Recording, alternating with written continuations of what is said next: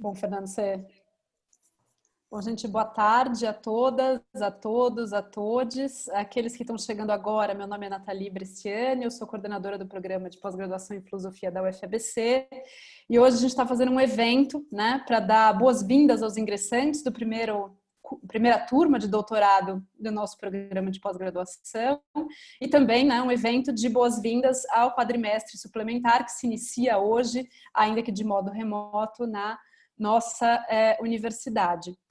Tá? Esse evento que começou hoje mais cedo com uma apresentação do programa e das pesquisas dos docentes e dos discentes entre, né, os próprios docentes e discentes do programa, tem continuidade agora no evento mais amplo e aberto, que é a conferência do professor Vinícius Figueiredo, né, que é recém-professor credenciado, né, professor permanente do nosso programa, aqui da UFABC. Né? Estamos, aliás, muito felizes com a presença, né, com a participação dele no programa, né, ele que é também professor da UFPR, tá, professor de filosofia da Universidade Federal do Paraná, que é uma universidade com a qual a gente está estabelecendo aqui vários vínculos de pesquisa e de intercâmbio de docentes, discentes, como, né, logo vai ficar, né, no nosso site. Agradeço aqui a presença de todas, de todos, agradeço em particular a presença também do coordenador de pós-graduação em filosofia da UFPR, né, Rodrigo, fico muito feliz de vê-lo por aqui. Acho que, né, esse é um momento de, né, os vínculos vão sendo consolidados, fico muito feliz de estar, né, com essa, né, aula inaugural aqui na Conferência do Vinícius, juntando um pouco o FABC e o FPR. Tenho certeza que será, né, a primeira de muitas que vão vir aí nos próximos meses. Bom, dito isso, eu gostaria de fazer uma breve apresentação do professor Vinícius, a quem eu agradeço muitíssimo por ter aceitado fazer essa conferência, né? E agradeço o Fernando por ter feito todo o convite e a intermediação do evento. Nath, não sei se eu só queria falar uma coisinha. Eu queria agradecer a presença também da professora Léa Silveira, da Universidade Federal de Lavras, que ela está aqui também. Obrigada. Obrigada, Léa, também agradeço a presença. Eu tinha mandado aqui uma mensagem particular para você, mas já faz um tempinho, né? Você está aqui com a gente faz um tempo, eu esqueci de agradecê-la. Mas agradeço aqui a presença de todo mundo. Fico bastante feliz, né? A gente está com a sala cheia. E vou então passar a palavra ao Vinícius, que, como vocês sabem, né, é professor da UFPR desde 1993 e a partir desse ano ele é também professor do programa de pós-graduação em filosofia da UFABC. O Vinícius já foi editor da Dois Pontos, já foi presidente da Sociedade Kant Brasil, né, já foi presidente da Ampof entre 2011 e 2012, coordenador de área, né, de filosofia da CAPES, professor visitante na Universidade de Paris-Nanterre e é autor de 3 livros e diversos artigos, né, que tiveram muita repercussão e impacto na comunidade filosófica no Brasil. Então, é com muito prazer que eu dou início aqui ao curso de, né, nós damos início aqui ao primeiro dia letivo do curso de doutorado em filosofia com a conferência dele, que vai apresentar, né, o seu novo livro, A Paixão pela Igualdade, que vai ser publicado, acho que ainda esse ano, Vinícius, você me corrige, pela editora Relicário. Então, é um prazer vê-lo, né, um prazer estar aqui e apresentá-lo. Então, eu passo aqui a palavra. Pode ir. Obrigado, boa tarde a todos. Bom, em primeiro lugar, eu queria realmente saudar o programa de vocês, a abertura do doutoramento. Eu tive a oportunidade de acompanhar um pouco a história da abertura do programa de mestrado, né? E assim, fico muito feliz de ver que o projeto foi adiante, né? Eu lembro bem do Fernando, depois da Luciana, enfim, dos esforços de todos vocês, Nathalie também, e vejo que a coisa vingou. É muito bacana ver que é um belíssimo projeto aí, que está animando tanta gente, que vocês estão dando uma forma tão generosa, que é o que está faltando muito, né? Não só aqui no Brasil, mas no mundo. Então, é uma coisa muito curiosa, porque parece uma iniciativa muito específica, muito localizada, mas é alguma coisa muito animadora, assim, ouvir as pessoas, ouvir essa pluralidade de interesses, quer dizer, tudo isso de uma forma muito intelectualmente muito produtiva e muito promissora. Então, com toda sinceridade, eu queria parabenizá-los e saudá-los mesmo por esse trabalho. É uma coisa muito bacana de ver. E fico muito feliz também de poder participar, contribuir de alguma maneira para esse programa de pós-graduação. Então, queria dizer isso em primeiro lugar. E, de fato, enfim, como a Nathalie observou, o que eu vou apresentar é fundamentalmente uma ideia, né, de uma pesquisa que eu faço já faz algum tempo e que vai ser publicada, acho que não esse ano, acho que no ano que vem, ainda enfim, esses trâmites de editoração, mas que já está concluída, eu não tenho mais mexido nisso, acho que é a primeira vez que eu vou apresentar isso depois que eu acabei, então um pouco, tem um lado meio de enxoval nessa história, né? Porque ainda não apareceu, mas já está feito, né?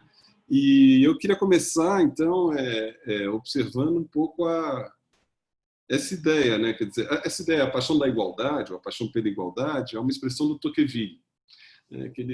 Ele se reporta ao processo francês, quando ele cunha essa expressão, para diferenciá-lo do que ele entende ser a via que foi tomada tanto na Inglaterra como na Nova Inglaterra, enfim, nos Estados Unidos da América, quando ele fala da democracia.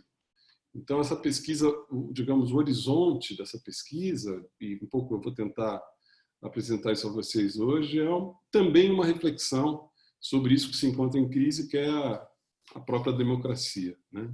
Mas eu queria antes tentar falar 2 ou 3 palavras sobre o que significa fazer ou empreender uma genealogia da igualdade. Não se trata apenas de buscar investigar a origem e a formação de uma ideia, né? Mas como eu entendo um pouco o que eu já li do Nietzsche, né?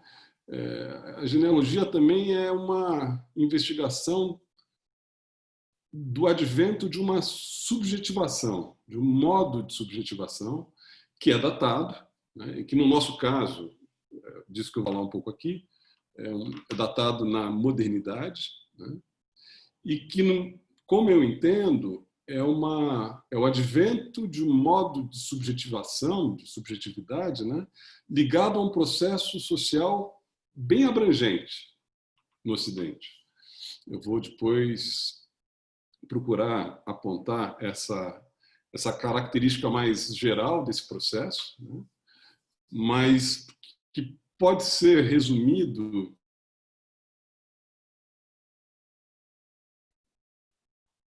pelo abandono da moral heróica.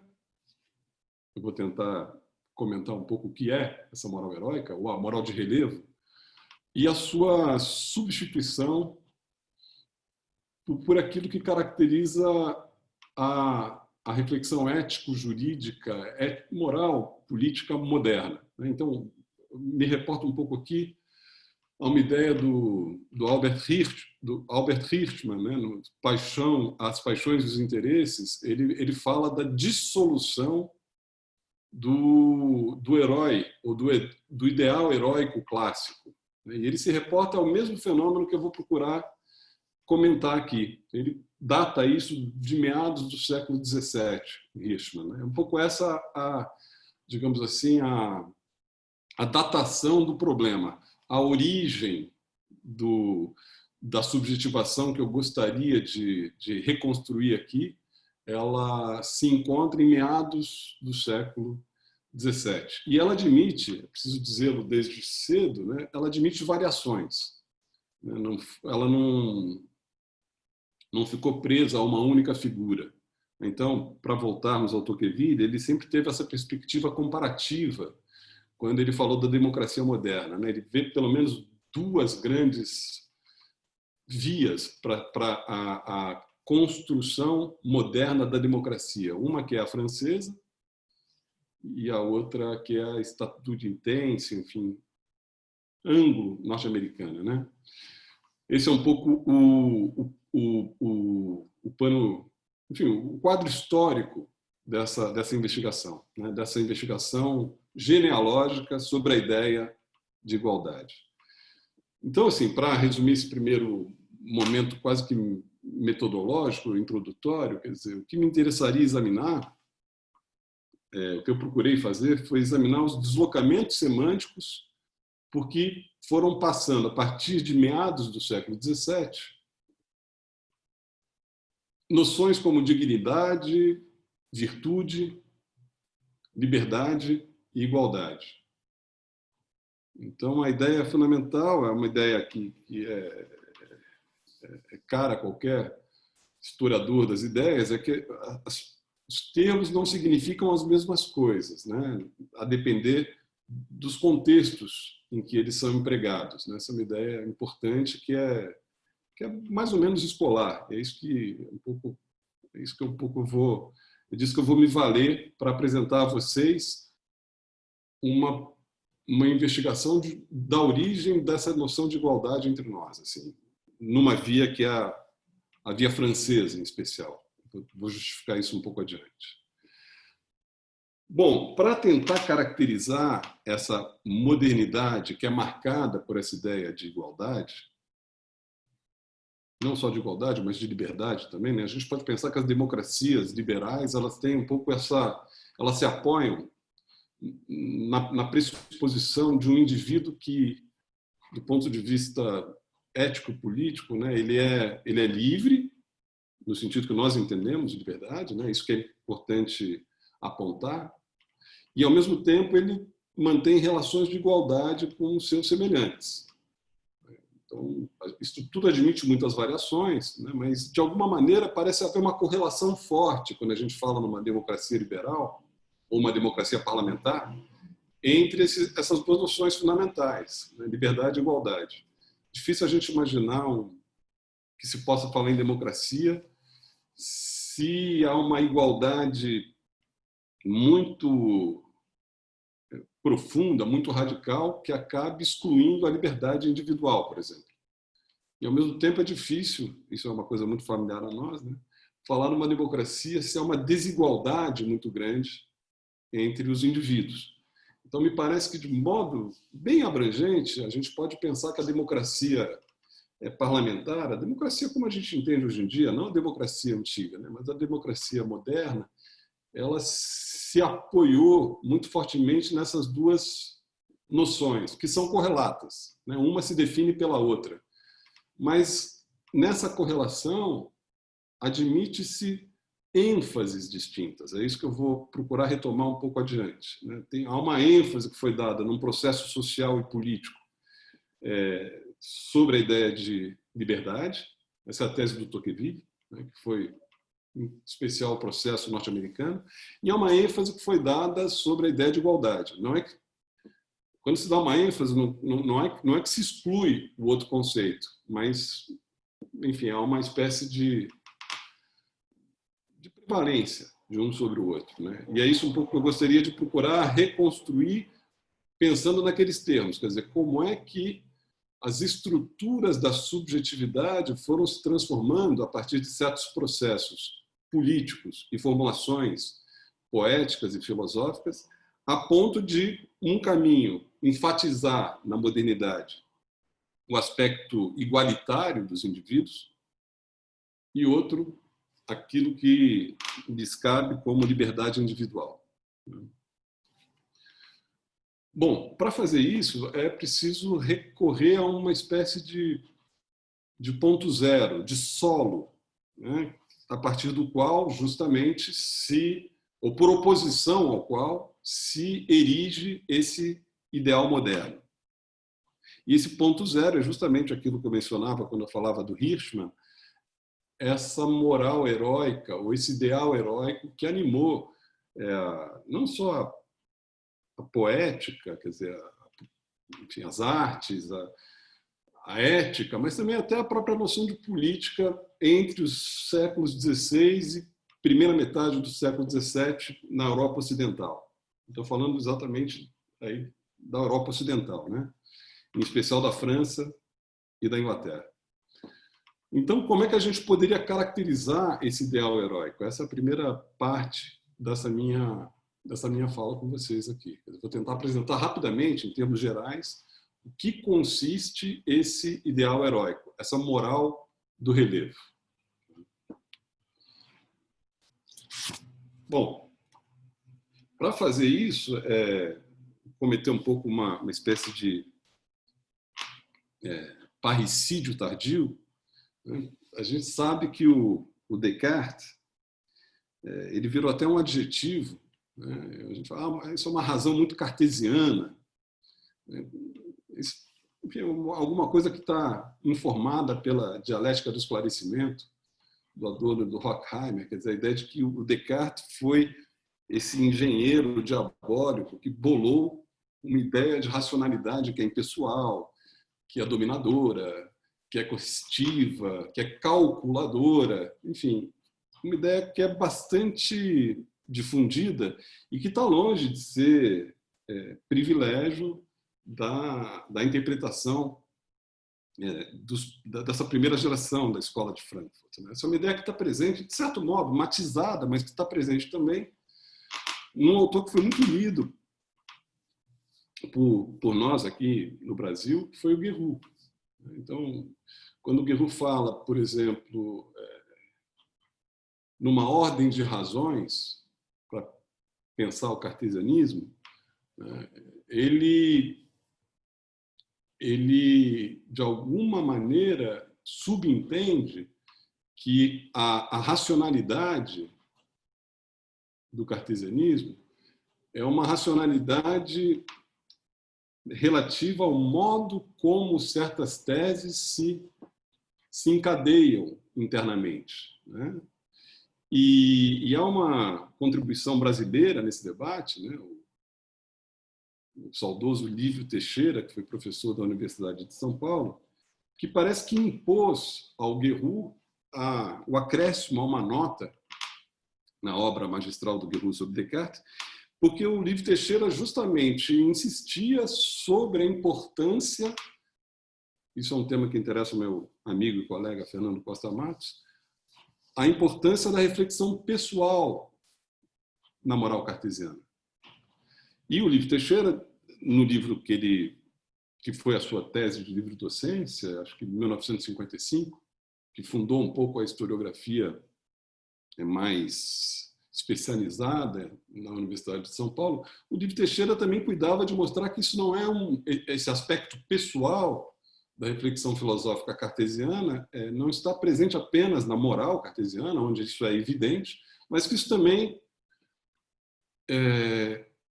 aparece nos textos, por assim dizer, metafísicos, ou, se vocês preferirem, epistemológicos do Descartes. Então, vamos lembrar que há uma diferença entre uma meditação e uma demonstração. Uma meditação não é exatamente uma argumentação, pode conter argumentos, mas a meditação, uma meditatio, tem uma especificidade que reenvia a uma reflexão que opera em primeira pessoa, como, aliás, é o caso das meditações metafísicas do Descartes. Então, esse caráter pessoal da reflexão, que, claro, no caso da metafísica, busca também se universalizar, né? Descartes não é um Montaigne, ele procura fazer dessa reflexão pessoal um método que possa ser usado por todo homem de bom senso, né? Então tem uma busca de universalidade nisso, mas esse caráter pessoal da reflexão cartesiana é inequívoco na reflexão moral do Descartes, né? E aí eu me reporto tanto à correspondência com a Elizabeth, né, que Descartes começou a se corresponder com a Elizabeth, primeiro por questões de matemática e de metafísica, mas isso, logo em seguida, num certo momento, a Elizabeth se queixa de uma certa melancolia que a acomete, e o Descartes passa a falar, então, das suas reflexões sobre o que é a moral, que está ligada também à medicina para o Descartes, né? E ali fica muito claro um pouco aquilo que vai ser depois as paixões da alma, quer dizer, pouco a doutrina moral do Descartes, né? Aquilo que aparece tanto na correspondência com a Elizabeth, a partir de 1643, até ele morrer, em 1650, e depois aquilo que vai ficar mais formulado de forma mais sistemática nesse texto magistral, que são as Paixões da Alma, né, de 1649. Pois bem, o que eu gostaria de chamar a atenção para vocês, né, é que esse aspecto pessoal da reflexão filosófica, que está presente na epistemologia cartesiana e que liga o Descartes a um movimento mais amplo que teve lugar na França no final do século XVI e no começo do século XVII, durante o século XVII, que ficou conhecido como a libertinagem, os libertinos eruditos, né? Então, Théophile de Vieux, Saint-Evremont, Lamotte de Vallée, enfim, há vários autores que, de alguma maneira, formularam aquilo que se poderia chamar uma espécie de aristocracia espiritual, em que se buscava uma afirmação de si que não negava o sensorial, mas que procurava dar uma expressão adequada às paixões. O Descartes, se examinado com esses olhos, ele aparece de uma forma muito diferente daquela a que eu me reportava há pouco quando eu falava, né, desse adjetivo, dessa adjetivação de uma razão cartesiana que é administradora, impessoal, enfim, dominadora. Não se trata disso. Na verdade, o Descartes, acho que relido sob essa ótica, a ótica do seu tempo, e faço um parênteses aqui, o Marcos Gleiser, professor da UERJ, lembrava que o Bessade sempre dizia que é impossível conhecer a moral cartesiana sem levar em conta o teatro, né? Enfim, sem levar em conta um pouco esse ambiente, né, no qual Descartes no qual ele redigiu, no qual ele viveu, enfim. Né? Se a gente revê o Descartes sob essa perspectiva, o texto das Paixões da Alma ele aparece de uma maneira muito original, né? Porque o que se vê ali, e isso é muito interessante, eu acho que é um ponto... Eu estou falando ainda do ponto zero, né? É aquilo contra o que vai se afirmar a nossa modernidade, né? Então, eu estou falando de um mundo que não é mais o nosso, né? O que se vê nas Paixões da Alma é que o homem, a gente sabe isso um pouco da universidade, né, da graduação, ele é um composto substancial. Ele é alma e corpo. É a famosa tese do dualismo substancial. Bom, mas quando Descartes define o homem como uma dualidade de substâncias que se unem uma à outra, Descartes faz do homem uma espécie de tópica. Isso aqui também dito para Leia, né, que estuda psicanálise, né? Essa ideia de que o homem não é uma natureza só, mas ele é um lugar onde duas substâncias elas interagem uma com a outra, elas se codeterminam. Então, o homem não é uma natureza, não é nem só alma, nem só corpo. Ele é uma tópica no interior do qual o corpo age sobre a alma, são as paixões da alma, mas a alma também age sobre o corpo. Esse é o ponto fundamental para a moral cartesiana. E para nós isso é importante por quê? Porque a moral do Descartes é uma moral que enraiza os valores no uso pessoal que o agente confere às suas paixões. Isso quer dizer que, para o Descartes, os indivíduos são realmente diversos uns dos outros. Cada um deles tem um mundo próprio.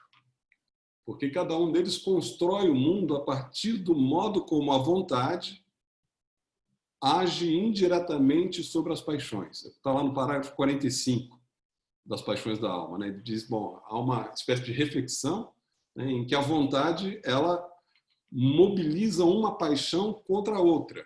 É uma definição retórica da moral, na verdade. Então, a vontade ela tem essa eficácia indireta sobre as paixões e, claro, isso depende de cada um de nós. Tem indivíduos que logram dar uma expressão mais adequada às suas paixões e outros que fracassam nisso.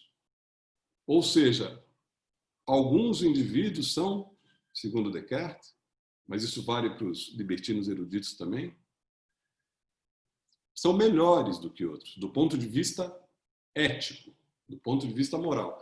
Quais são os indivíduos melhores? Aqueles que são capazes de conferir às suas paixões uma expressão adequada. E assim tornar-se exemplares. Eles se tornam assim exemplares para os demais. Esse é um pouco o ideal heróico a que eu me reportava há pouco. E quando eu qualificava esse ideal heróico como um ideal que está operando numa moral de relevo, com isso eu queria dizer que há um relevo entre os indivíduos, um relevo do ponto de vista moral. Eles não são iguais. Nós não somos iguais, segundo Descartes. E não há nenhuma regra que possa antecipar a forma adequada a conferir as paixões. Isso depende das circunstâncias, isso depende de um tipo de juízo que não admite nenhum apriorismo. Essa conversa toda do a priori é uma conversa ulterior, portanto, é uma conversa do século XVIII, né, que já está no final do que eu pretendo reconstruir aqui com vocês. Então, a primeira coisa a observar aí é essa ideia muito forte no Descartes de que a moral se realiza individualmente. Isso que eu queria salientar, né? Ela, no limite, depende do êxito de cada um de nós em regular as próprias paixões e tornar digna a sua conduta, de modo a torná-la digna de estima, que é uma palavra fundamental para todos esses autores do século XVII francês, da primeira metade do século XVII francês. Se a gente lê os textos, isso aparece no teatro o tempo todo, na literatura, na poesia, a estima, né, o éclat. Né? Bom, tem uma ironia nessa história toda, porque o Descartes ele responde a Elizabeth que ela precisa justamente mobilizar os seus afetos de modo a superar essa melancolia. E numa dessas cartas, ele até fala de si mesmo, dizendo que teria superado uma patologia que ele teria herdado da mãe, uma patologia pulmonar, por conta dessa boa ordenação das paixões, por conta dessa eficácia da sua vontade em relação às suas paixões. E logo ele que depois, como se sabe, foi vítima de uma pneumonia fatal na Suécia. Enfim, isso é um anedotário dessa história, né? Mas o que nos importa é outra coisa. O que nos importa é apenas nos reportarmos a um tipo de subjetivação muito peculiar e que nos é muito estranho. Mas que não era, que era muito familiar aos círculos cultos franceses da primeira metade do século XVII. Então, se a gente for seguir o teatro corneliano, o Corneille ele se tornou célebre com o Cid, que é de 1637. Ele tem uma primeira tragédia que, a meu ver, não deixa nada a desejar ao Cid, que é a Medéia, que é de 1635. Mas o que eu quero... Por que eu estou mencionando o Corneille? Né? Há uma tradição nos estudos setecentistas de aproximação entre a moral cartesiana e a tragédia corneliana. Isso é uma coisa que remonta ao próprio século XVII. Eu vou depois, talvez, mencionar muito rapidamente. Mas no século XIX, o Gustave Lanson, por exemplo, faz um paralelismo entre o Descartes e o Corneille. Isso é retomado depois num livro espetacular, sempre mencionado pelo Paulo Arantes, que é do livro do Paul Benichou, sobre as morais do grande século.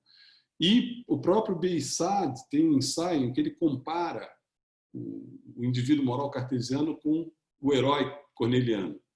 E eu me movo nesse mesmo horizonte, porque se a gente examinar as tragédias cornelianas, pelo menos aquelas que vão até meados da década de 1640, nós sempre nos deparamos com uma estrutura dilemática. Isto é, o herói ele sempre se depara com um dilema. Então, vou dar um exemplo a vocês no Cid, para pensar no Cid, né? Rodrigo, ele está prometido e apaixonado por Ximena, que também o ama. Tudo é promissor, né? Mas há um incidente, o pai de Ximena, Dom Gomes, ofende de morte o pai de Rodrigo. E eles eram próximos. Há um problema. Dom Fernando, que é o rei de Castela, nomeia o pai de Rodrigo como seu governador, né? E o Dom Gomes, pai de Ximena, entendia que esse cargo era ele o merecia. E aí há uma discussão, uma ofensa, e o pai de Ximena ofende de morte o pai de Rodrigo, que não pode reagir porque ele já é mais idoso, e quem vai vingá-lo, então, é o próprio Rodrigo. Há um duelo, não estou fazendo nenhum spoiler, esse é o começo da história.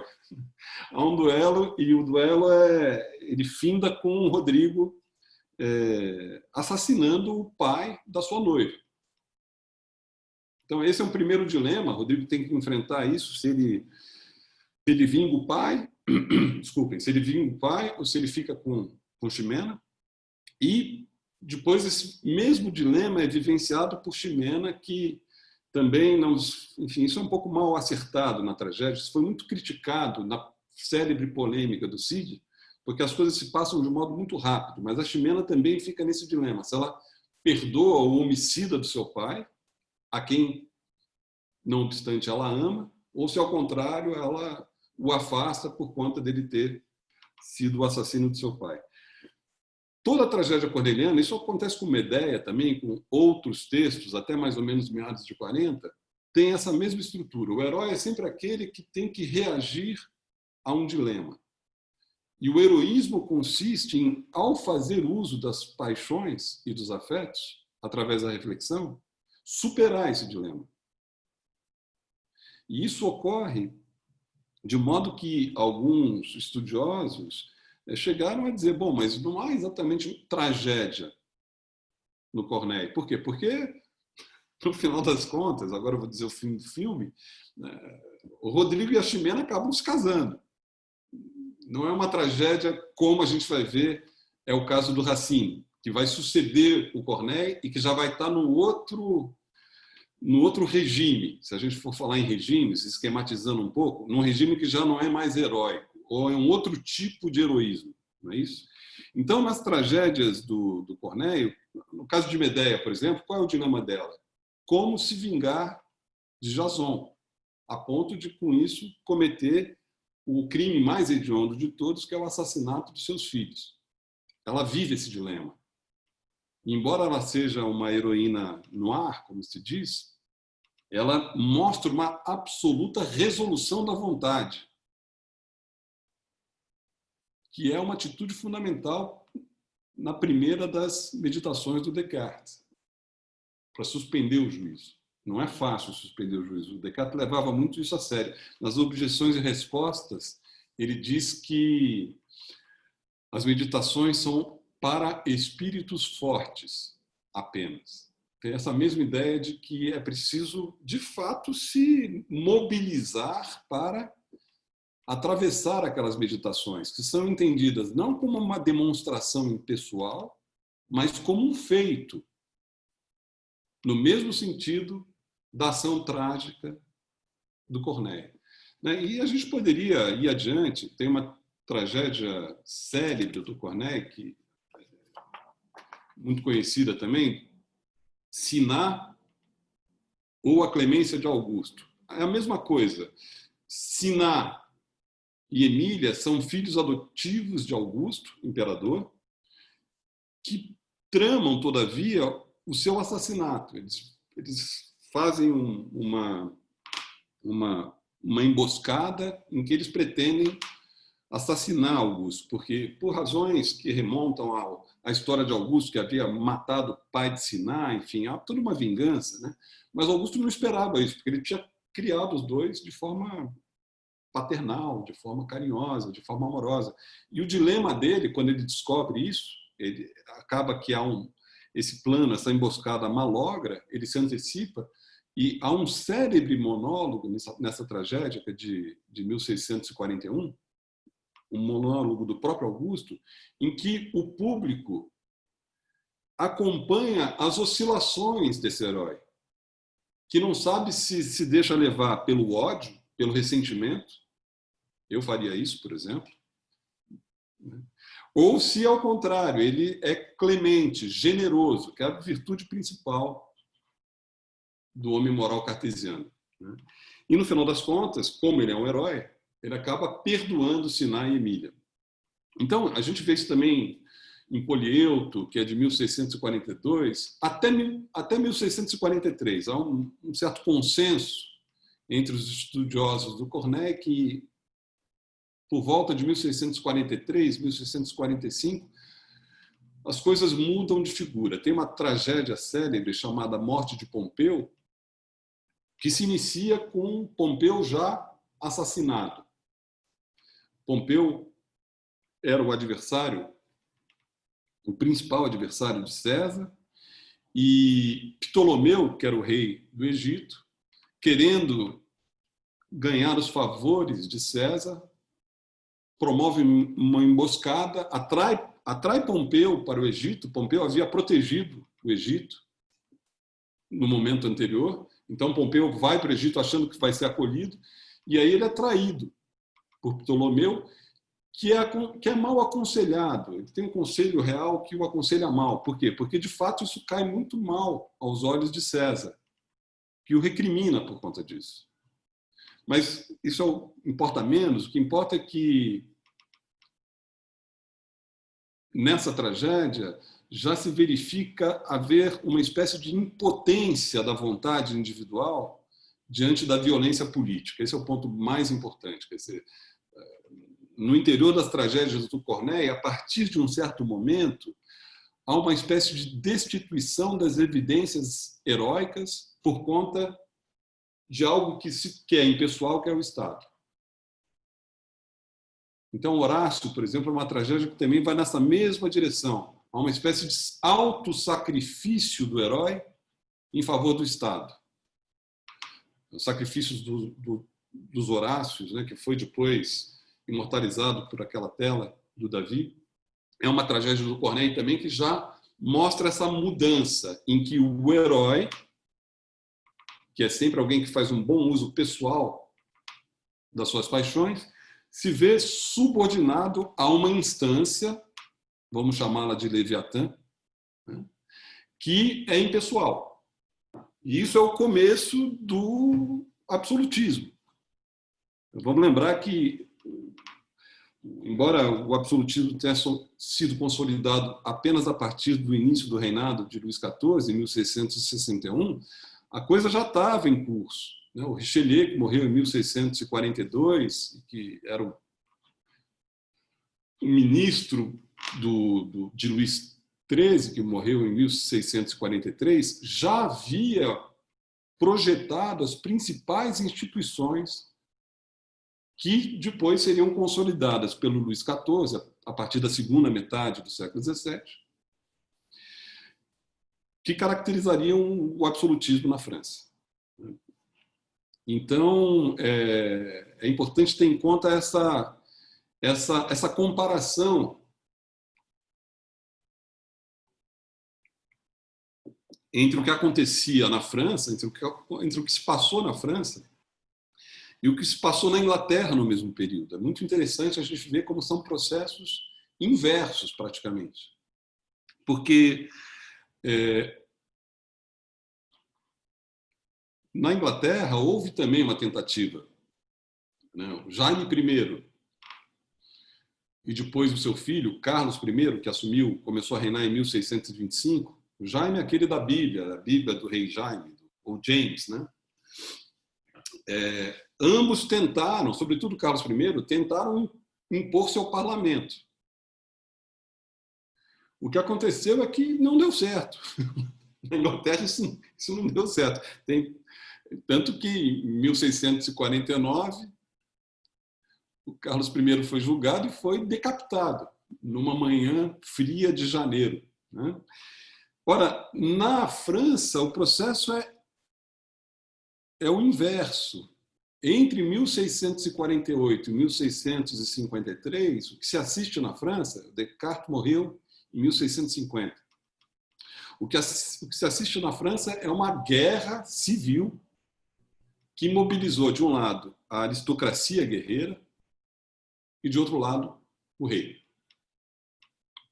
Na verdade, Luís XIV ainda não havia...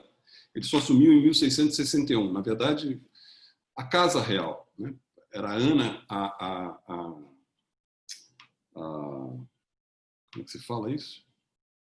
A regente, mas quem dava as cartas era Mazarin, que havia substituído o cardeal de Richelieu.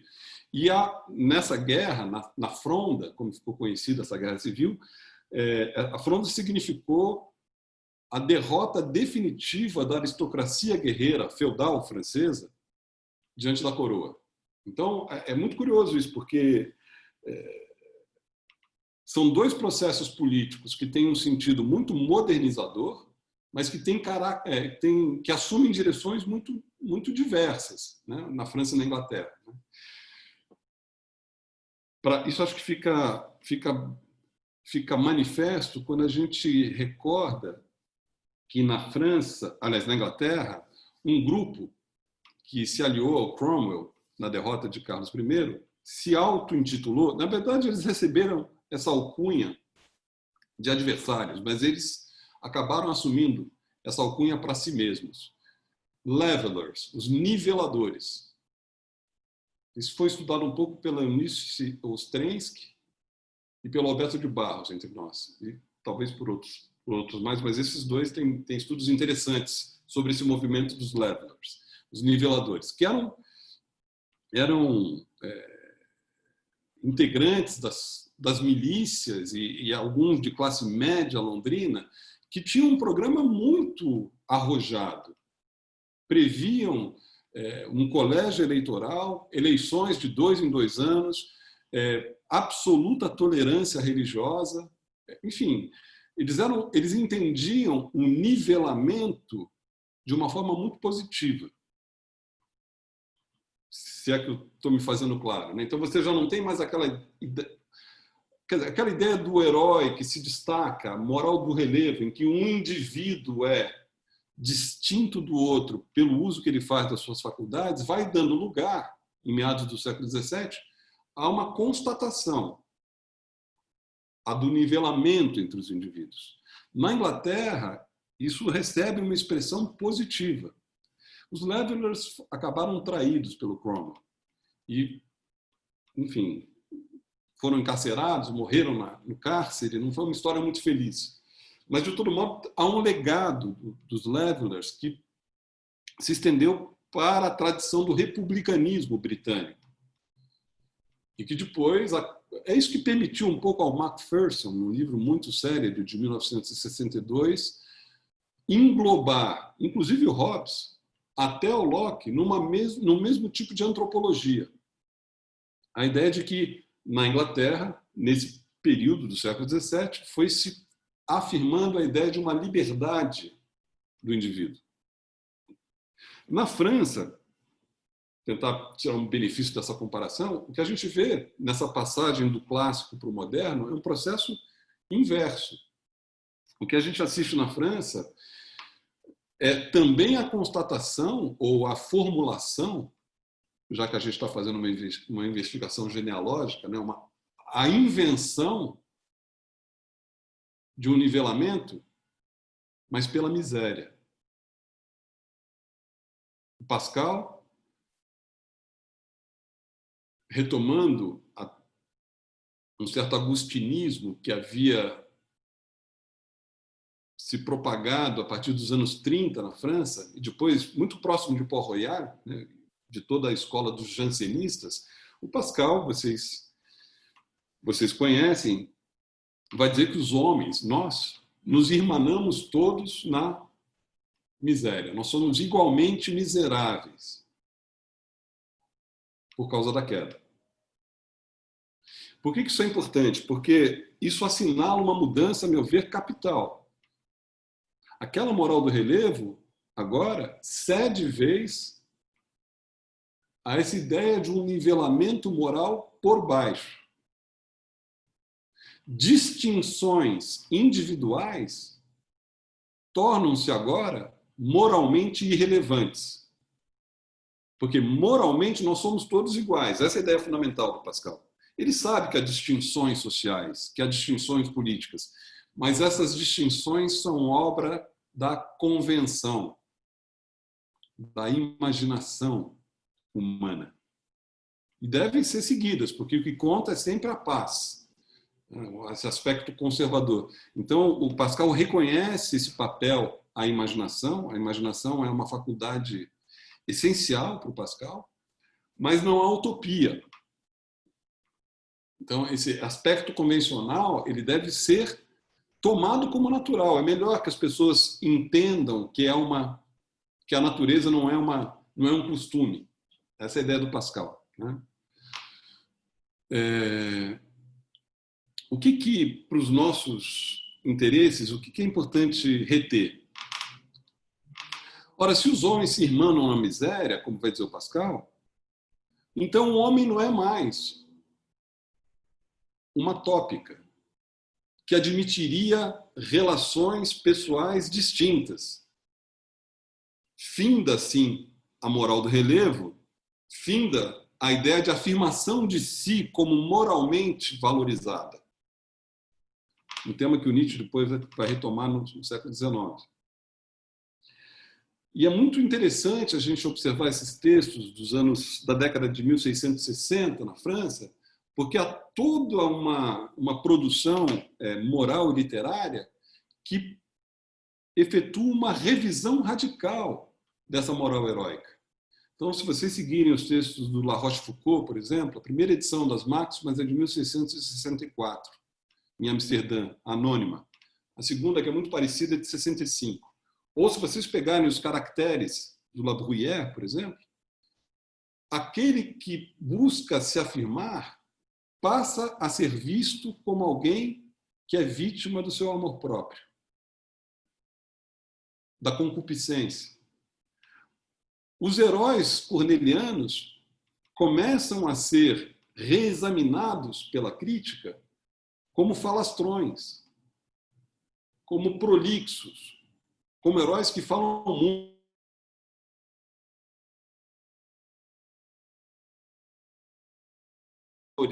éticos que animavam aquela moral do relevo que dá lugar agora a uma nova concepção que vai ser, a meu ver, fundadora da modernidade na França. É preciso não perder de vista essa distinção de percursos aí entre França e Inglaterra. Como é que você vai falar de uma moral de relevo em que os homens são distintos uns dos outros, se, na verdade, a nossa natureza é pecadora?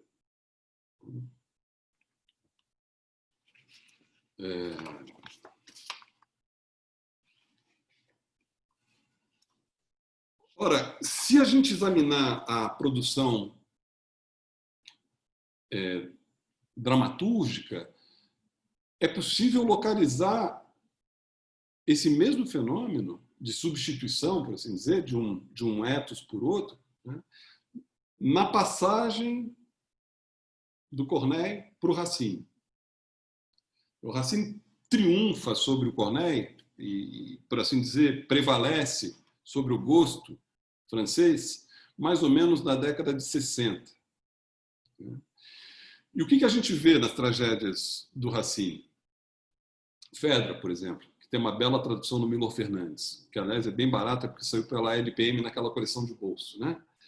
Fedra, Teseu, não se sabe mais dele, o seu marido, né? Ele sumiu, parece que alguém o viu há algum tempo atrás, mas já não se sabe mais se ele está morto ou não, e ela se apaixona por Hipólito, que é o seu enteado.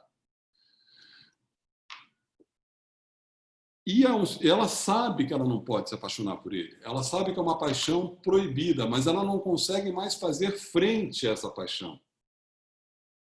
Então há uma verdade do afeto agora que comanda a individualidade, que, por assim dizer, toma a reflexão moral do indivíduo e anula aquela eficácia que o Descartes atribuía à vontade para reger os afetos. E aí sim, as peças se tornam trágicas. Então, no caso da Fedra, Teseu acaba... Primeiro, Fedra, a uma certa altura, não é ela quem confessa. Na tragédia original de Hipócrates, é ela quem diz a Hipólito estar apaixonado por ele. No caso, o Racine fez com que a ama dela, que se chama Enone, dissesse ao Hipólito da sua paixão.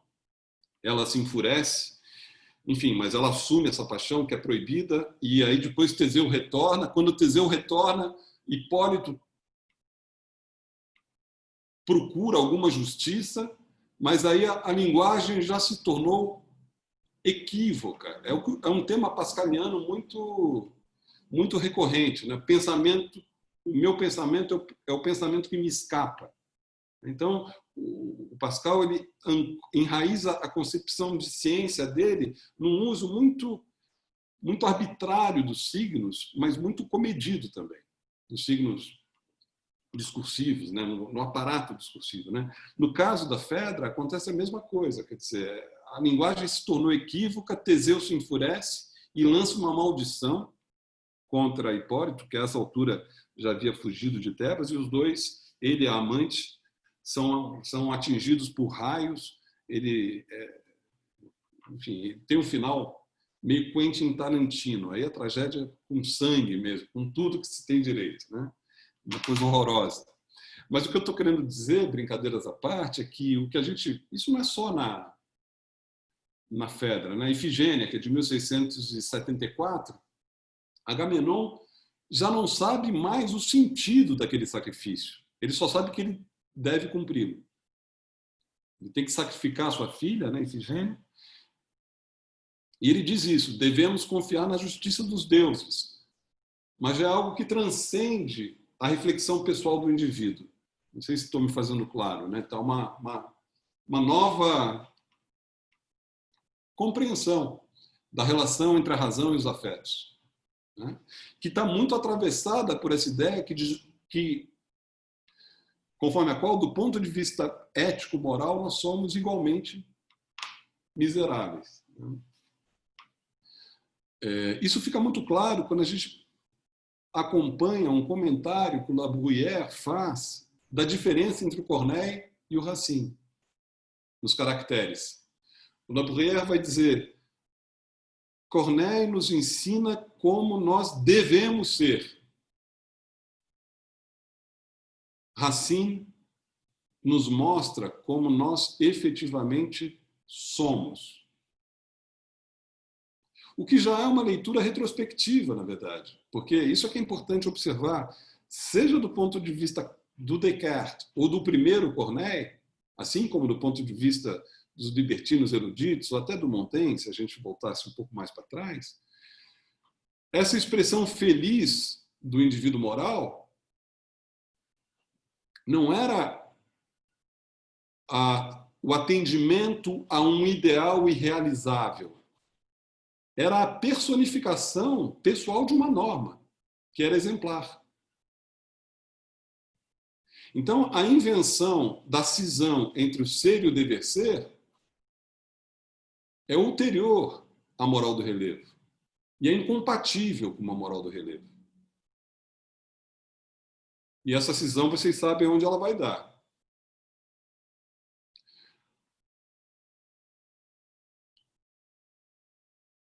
Então, voltando um pouco, eu posso me estender um pouco mais? Tem um pouco mais... Pode ser mais um pouquinho? Eu acho que eu já falei uns 40 minutos aqui, né? Eu estou com as imagens aqui, se você quiser. Aí teria que estender um pouquinho, mas pode ser. Eu gostaria de mostrar duas imagens. Se você fizer esse favor, seria incrível. Tá. Uma é do Lebrun, as expressões da alma, e depois a outra do Lebrun também, que é a tenda de Dario. Conseguimos fazer isso, Fernando? Você quer que eu mostre agora? Sim, porque eu posso comentar um pouco essa mudança, né? Te agradeço muito, viu, Fernando? Vou colocar aqui. Tá.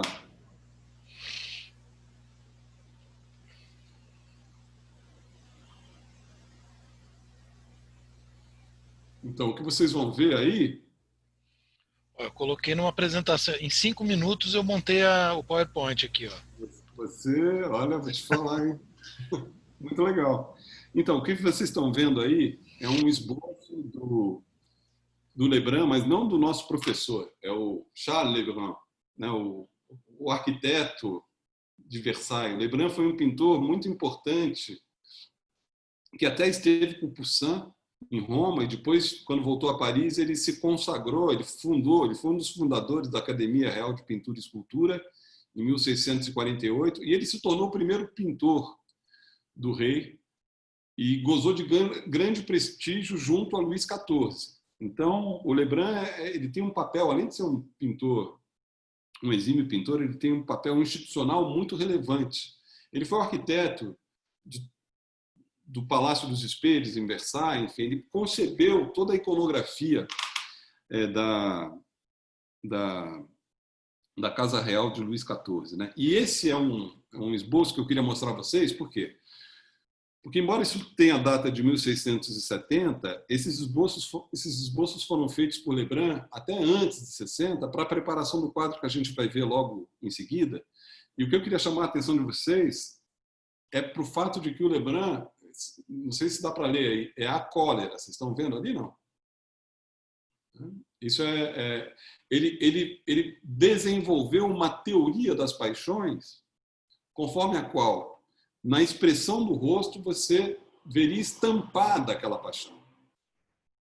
E quando ele expôs isso na Academia Real de Pintura e Escultura, ele fez 2 conferências na década de 60, é muito curioso, porque ele fundou o seu empreendimento de fazer uma espécie de fisionomia das paixões no Tratado do Descartes, o que é uma completa incompreensão, porque o homem moral cartesiano é justamente aquele que não se deixa arrebatar por uma única paixão. É aquele que é capaz de jogar uma paixão contra as outras, é capaz de não se encolerizar completamente, portanto. Então, essa concepção dos afetos que foi elaborada pelo Lebrun, que se tornou muito difundida no século XVII francês, na segunda metade do século XVII francês, é profundamente anticartesiana. E isso fica muito claro no quadro que a gente vai ver agora, que é a tenda, Alexandre visita a tenda de Dario, ou As Rainhas da Pérsia, também é conhecido. Isso é um quadro que está em Versailles, está numa das primeiras câmeras da entrada do palácio. A gente vê esse quadro aí, que é um quadro muito famoso, de 1661, em que o Lebrun fez um quadro ousado, porque é um quadro em 2 atos. Né? Alexandre, ele derrotou Dario na batalha de Estos, né? Em 333 a.C., e ele geralmente se vestia com um manto vermelho. E a mãe de Dario, que é essa senhora que está ajoelhada com esse manto amarelo, ela, por conta desse costume, ela presume que Alexandre seja Hefestion, que é esse que está com o manto vermelho. Mas, na verdade, Alexandre é o que está ao lado dele. Hefestion era o principal general de Alexandre, aquele que sempre o acompanhou em toda a vida. Né? E há um equívoco, portanto. A ousadia do quadro é que o quadro geralmente é uma cena, é um momento só. Ele fez um quadro em 2 momentos, porque as demais damas aí desse quadro, que são as filhas dessa senhora, né, que é a mãe de Dario, são as irmãs de Dario, portanto, que foi derrotado, elas percebem esse equívoco e olham para Alexandre pedindo a sua compreensão. E ele abre os braços, né, numa expressão de generosidade, de clemência, e, portanto, dá um fim feliz a essa cena. Mas o que eu gostaria de comentar não é isso. O que eu queria comentar é outra coisa. É que, se vocês observarem as figuras que compõem esse quadro, que são as irmãs de Dario e a mãe de Dario, né? E alguns servos e servas que acompanham essa corte, que formam essa corte, cada uma dessas figuras, talvez não dê para ver isso nessa reprodução, mas cada uma delas exprime uma paixão. Então, uma exprime a esperança, a outra exprime o temor, a outra a raiva. É um quadro profundamente anticartesiano também. E que já antecipa uma certa astúcia da razão. Por quê? Porque, embora cada uma dessas figuras personifique uma paixão, ou justamente por causa disso, o sentido da ação lhes escapa. Há uma astúcia da razão na medida em que há algo que transcende aquilo que é do domínio individual, pessoal da reflexão, e que confere à cena a sua unidade compositiva. Claro que há uma exceção aí, que é o próprio Alexandre. Ele parece ser o herói. Mas ele já é um herói por conta do alcance político da sua figura. Ele é tão heróico quanto Luís XIV é heróico. Na verdade, é uma personificação do Estado moderno. É isso que a gente assiste um pouco aí. O que é interessante observar é como esse quadro é anticartesiano, no sentido que eu chamava a atenção de vocês, né? Não sei se deu para ver isso nesse quadro. Enfim, é um pouco rápido o que eu estou falando, né? Mas há essa mesma ideia de uma subordinação das individualidades ao poder político. Essa é a ideia. O que a gente também pode aferir pela substituição na corte francesa do manual de cortesania do Baltasar Castiglione, né, que chama O Cortesão, que havia sido redigido pelo Castiglione no século XVI, na corte de Urbino, né, e que assegurava para o cortesão uma certa autonomia diante do príncipe ou da princesa, pelo manual do Gracian. O Baltasar Gracian, ele tem um texto chamado Arte da Prudência, que recomenda estratégias não só de simulação, mas de dissimulação, para que o cortesão consiga sobreviver numa corte que se tornou hostil, uma corte no interior da qual a figura, a palavra, a antipatia do príncipe pode destruí-lo de um momento para o outro. Então, é esse quadro de mudanças que a gente está comentando. Qual que seria a próxima figura? Não vamos deixar sem figura por enquanto, Fernando, porque senão a coisa vai se estender muito. Eu queria primeira coisa, caracterizar essa mudança, né, dessa moral de relevo, que eu mencionava quando falei das paixões da alma do Descartes, das primeiras tragédias do Corneille, para aquilo que acontece a partir de meados do século XVII, a partir de Port-Royal, que está muito presente no texto pascaliano, mas não só no Pascal. As reflexões morais do Nicole, por exemplo, é a mesma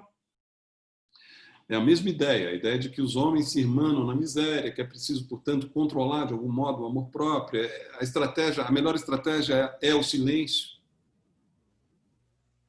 Oi. Minas, se você quiser, eu posso compartilhar o link para todas as imagens aqui no chat. Bacana. Legal, aí qualquer coisa a gente depois comenta um pouco. Na hora das perguntas, legal, o pessoal pode... Tá bom.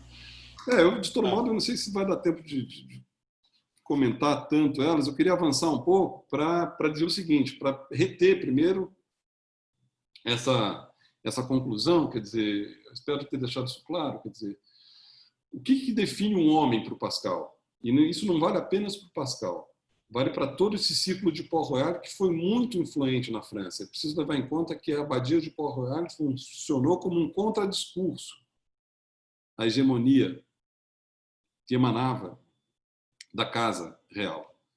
E tanto que o Luís XIV destruiu a abadia de Port-Royal, que foi posta abaixo, literalmente posta abaixo, em 1609. O Luís Eva, colega nosso aqui, me disse que esteve lá e, de fato, só tem pedrinhas até hoje. Não sobrou nada da abadia.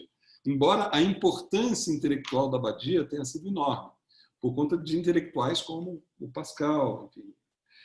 O La Rochefoucauld era muito ligado à abadia de Port-Royal, a Madame de Lafayette também, todo um conjunto de... O Racine foi educado em Port-Royal, para vocês fazerem ideia. Então, há todo um conjunto de escritores de primeira linha e artistas que foram muito marcados pelo pensamento da abadia de Port-Royal. E o que emana, o que caracteriza esse pensamento? A ideia de que não há como dizer o que é o homem sem dizer o que ele deixou de ser. Esse é um ponto que me parece importante reter. Para eu caracterizar o que é a condição humana, diz o Pascal, eu preciso levar em conta aquilo que o homem deixou de ser. E o que ele deixou de ser? Deixou de gozar daquela condição original que era edênica.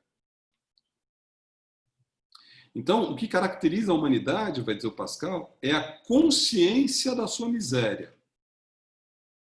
O homem é como um rei deposto, vai dizer o Pascal nos Pensamentos. E ele só é grandioso na medida em que ele, ao contrário de uma formiga, tem consciência da sua miséria.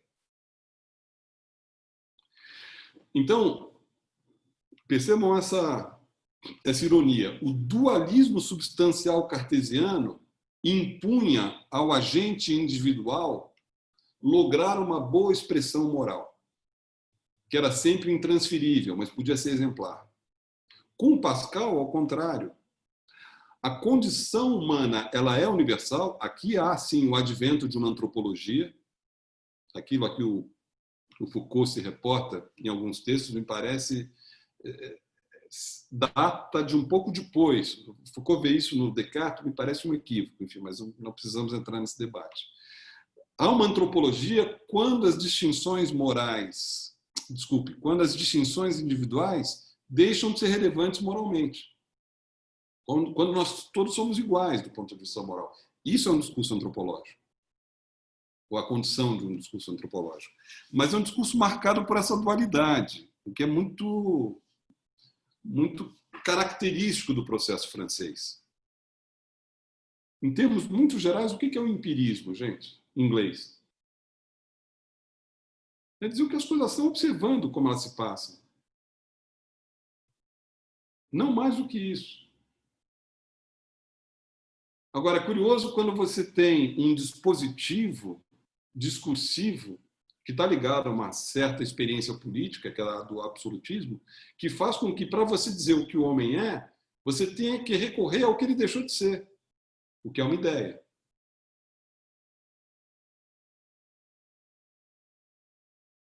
Ora, isso tem consequências poéticas decisivas, porque no final do século XVII e início do século XVIII, o que se assiste na Inglaterra é o advento da novel, do romance. E o que é o romance? É a forma romanesca moderna que procura se apoiar em procedimentos de singularização das personagens para dar uma concretude ao herói moderno. Então, se a gente pega os heróis do Defoe, por exemplo, ou do Fielding, né, são pessoas como nós, por assim dizer, e que são singularizadas por procedimentos formais que foram inventados nesse período e que não são tributários, como vai ocorrer na produção literária e pictórica francesa, de uma remissão a uma ideia do que se deixou de ser, como é o caso da tragédia do Racine, ou das reflexões do La Rochefoucauld, ou da novela da Madame de Lafayette, pegar a Princesa de Clèves, Zaïde, são todos romances que têm essa característica da degradação, daquilo que a gente deixou de ser, de um dever ser sempre inatingível. No caso dos ingleses, não. São procedimentos formais que mostram como é bom ser inglês e acumular. Mais ou menos. Vocês percebam aí que há uma ênfase muito maior na ideia da liberdade individual. Aí sim, Fernando, talvez a gente possa pegar o que foi, um exemplo do que foi, uma das expressões plásticas mais fortes do século XVIII, que é o retratismo britânico, né? Acho que eu botei aí uma figura do Gainsborough. Não coloquei isso aí? Acho que o Blue Boy, por exemplo, está aí, não está? Apenas só... Desculpa, não te ouvi. Isso vai apenas... Esse é um quadro do Gainsborough de 1770, esse quadro aí. E eu apenas o coloquei aqui para fazer uma remissão, enfim, para despertar a curiosidade de vocês, para o quê? Para o fato de que na Inglaterra, não foi só o Gainsborough, né? Tem o Reynolds antes dele, e eles eram inclusive rivais, mas o rococó britânico, ele encontrou a sua expressão máxima nesse retratismo que procura também singularizar a representação numa individualidade. Esse é o ponto importante a destacar aqui. E com isso eu estou sugerindo apenas a vocês o quê? Que na Inglaterra, mas isso é só uma sugestão porque eu não argumentei, não deu tempo, né? Mas, enfim, na Inglaterra, o ideal da moral do relevo, o indivíduo heróico, foi paulatinamente substituído pelo indivíduo burguês, pelo herói burguês. A gente vê isso nas tragédias também do século XVIII britânico. No Nilo, por exemplo, que foi uma tragédia que foi muito analisada no sentido que eu estou seguindo aqui pelo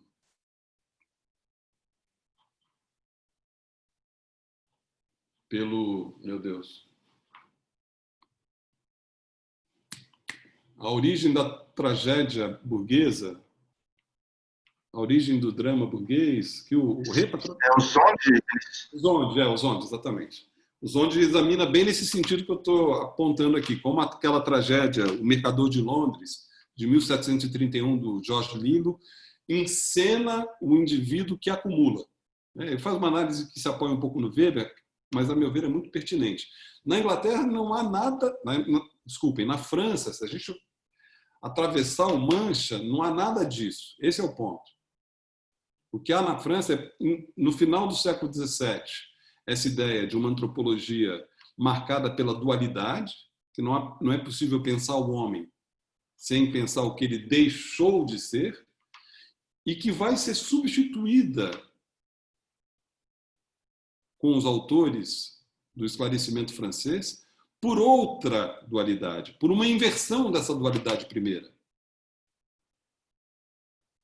No caso do Rousseau, por exemplo, não vai ser possível pensar o homem sem pensar nas suas virtualidades, naquilo que ele pode vir a ser. O esquema dualista permanece.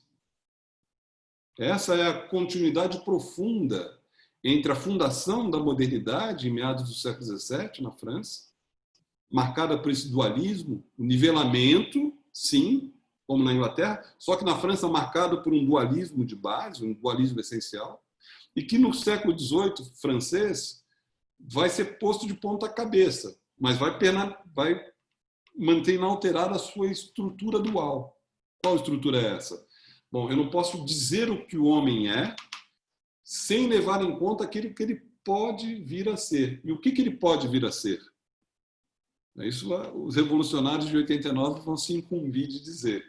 Mas se a gente pegar o quadro do Greuze, Fernando, só para rapidamente apontar para esse aspecto dualista do século XVIII, tem dois quadros dele aí, eu acho, né? Tem a Piedade Filial e a Prometida da Vila. Esse quadro, talvez o primeiro, Fernando, esse. Esse quadro se chama A Prometida da Vida, da Vila. É La Cordée du Village, é difícil traduzir La Cordée, porque é uma cerimônia que nem existe mais na França, que é anterior ao noivado. Mas aqui o que se vê é uma família relativamente abastada do meio rural francês, em que se celebra uma cordée, quer dizer, uma espécie de entrega da noiva para o seu noivo. Então, o pai é aquele que está de braços estendidos, o futuro noivo é esse que tem um colete vermelho, que está de braços entrelaçados com a moça. O que eu quero destacar aqui? É que, como no quadro que a gente havia examinado do Lebrun, da tenda de Dario, aqui também há um forte componente de unidade compositiva. Todos estão mobilizados por uma única ação.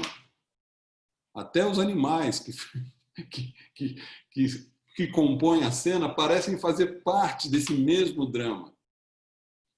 As meninas aqui, essa menininha que está meio brincando, tem um menino que está rabiscando alguma coisa ali no papel do escrivão, exatamente. Há uma unidade compositiva que torna cada um desses indivíduos, esse é o ponto fundamental, a alegoria de uma ideia. Isso aparece também no quadro seguinte, Fernando, se você puder apresentar, que é a Piedade Filial, que também enfim, são quadros que integram o que ficou conhecido como a pintura moral de Greuze, que é de 1763. Esses dois quadros fizeram um sucesso estrondoso nos salões, um de 61 e um de 63. Vocês sabem, né? Os salões... Aliás, esses quadros foram muito elogiados pelo Diderot, pelas razões que eu estou mencionando aqui, quer dizer, pelo fato de que o Greuze, através dessa sua pintura moral, teria conseguido expor a dignidade da humanidade, não é mais de um indivíduo isolado, se é que vocês me entendem. Não há nenhum procedimento de singularização aqui, ao contrário, o drama é total. Aqui até o cachorro faz parte desse drama. Então, para dizer o seguinte, quer dizer, se a gente for seguir essas evoluções do gosto, né, no século XVIII, o que a gente pode argumentar é que há uma espécie de inversão daquela dualidade de base que havia sido inaugurada na segunda metade do século XVII na França. Só que agora, aquela humanidade ela vai ser razão de emancipação e não de conformismo. É aqui que se criam as condições para uma doutrina dos direitos do homem que se pretende universal. Essa é a subjetivação que está na base dessa ideia política que teve o legado que nós conhecemos. Então, para começar a concluir, eu acho que isso também, já falei um pouco demais, quer dizer, o que a gente assistiria no processo francês é essa inversão de um dualismo de base, né? Onde a ideia de igualdade é fundamental. Primeiro, igualdade como miséria, e depois, igualdade como promessa de emancipação. Como é que o Rousseau define a liberdade? Como ausência de dominação, ou seja, ausência de desigualdade.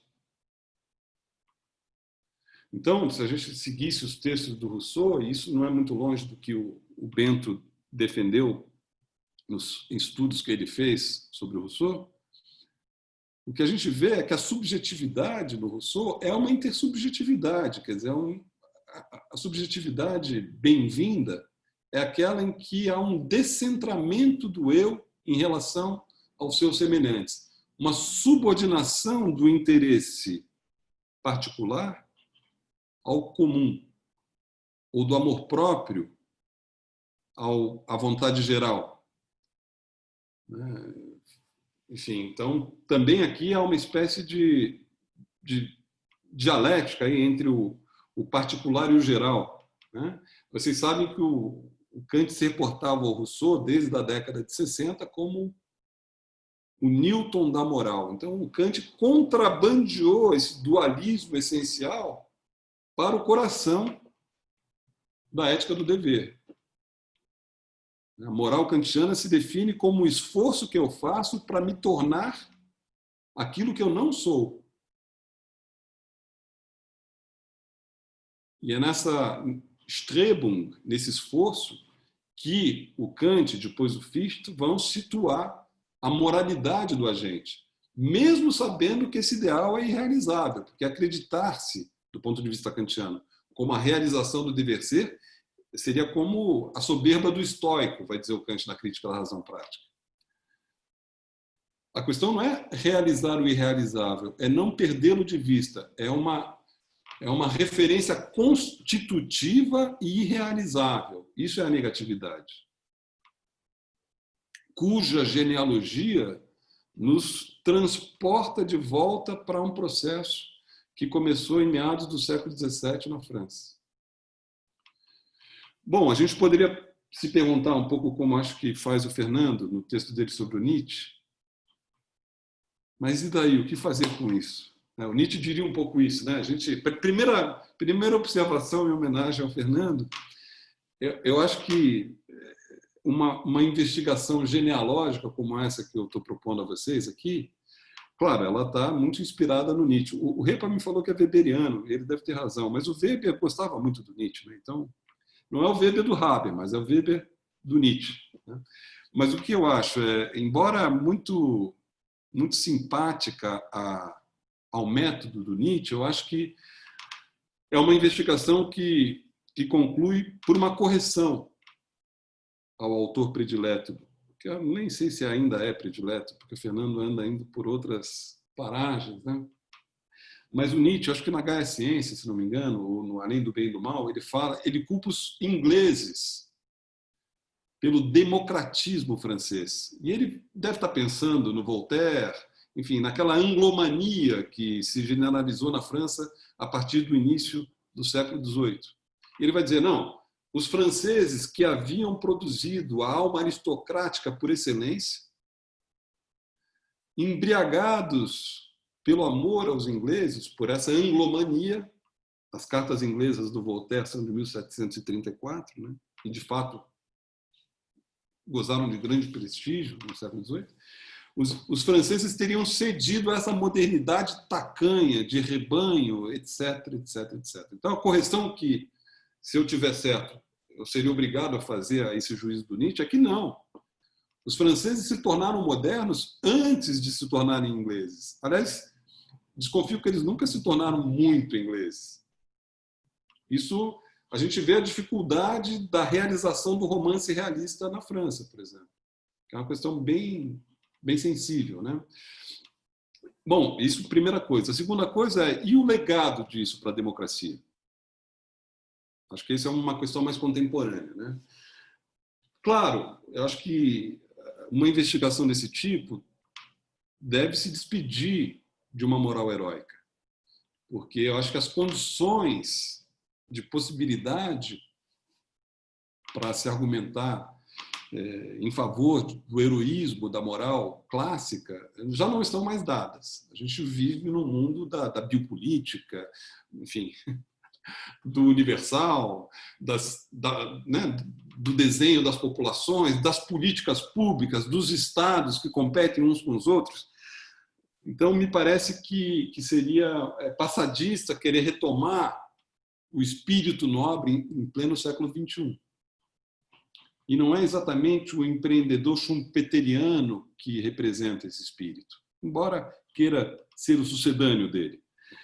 Mas, tudo somado, eu acho que essa ideia de igualdade, que foi a contribuição principal do processo francês para esse pilar da democracia liberal, ou da democracia parlamentar, né, liberdade e igualdade, isso me parece, hoje em dia a gente pode dizer, está fazendo falta.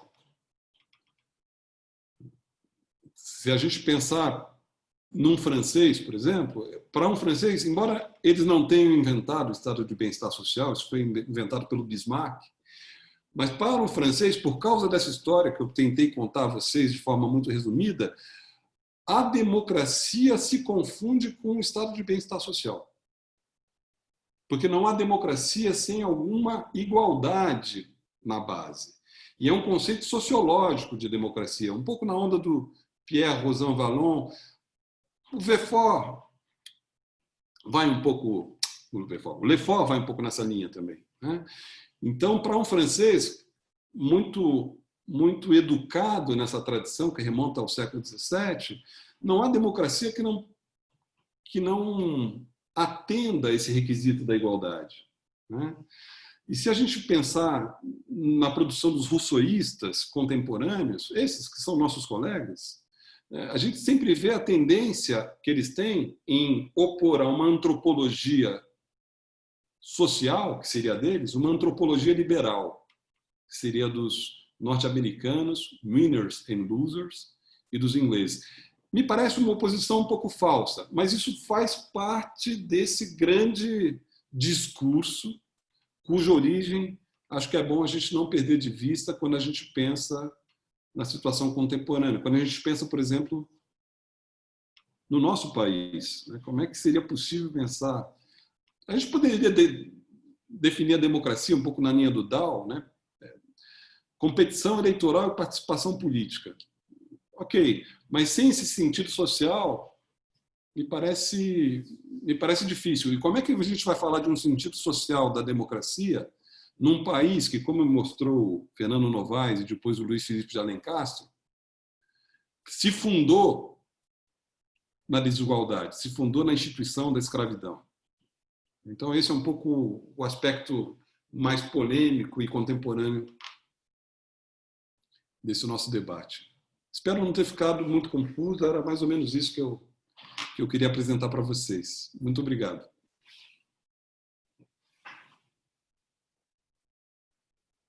Obrigada, Vinícius, pela fala, muito boa,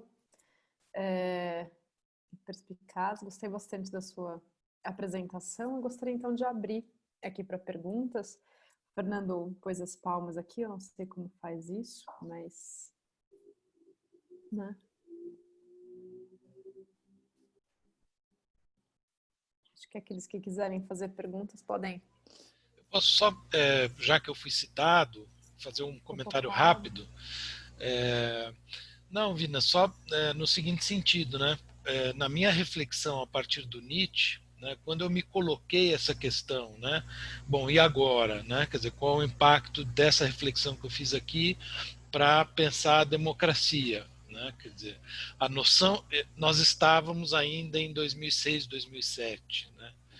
Então, havia naquele momento uma sensação de que o Brasil estava se aproximando, né, ainda que a passos lentos, né, de um certo conceito, de um certo modelo social-democrata que coincide, né, pelo menos no ideal, coincide um pouco com esse que você mencionou sobre os franceses, né? Bom, né, de lá para cá as circunstâncias mudaram completamente, né?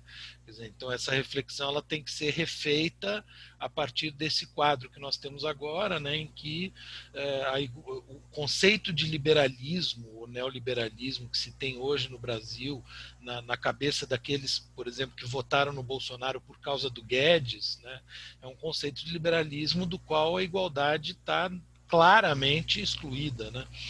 Enfim, então só queria pontuar isso, né, como mudou, né, o mundo e particularmente o Brasil, de quando eu defendi o doutorado em 2007 para cá, né? Não, o que é interessante, só uma observação, é poder contar com você como interlocutor, Fernando. Realmente seus textos me provocam muito, isso é muito bom, muito te agradeço. Ainda vamos dialogar bastante, espero. Sem dúvida.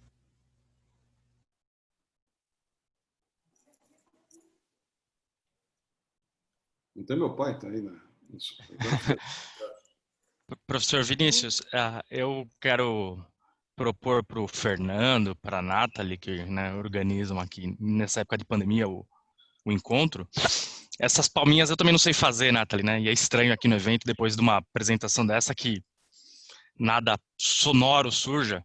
Então, sei lá, tem que entrar um rock bottom do UFO, clica aí para soltar o rock and roll, para keep on rocking the free world, para, sabe, para ajudar a gente a pegar essa energia daquilo que foi apresentado, acho que fica mais... Eu, na verdade, pensei em fazer esse comentário tosco que eu acabei de fazer, e eu vou já tentar emendar uma pergunta, mas, na verdade, eu precisaria organizar um pouco melhor o que eu quero.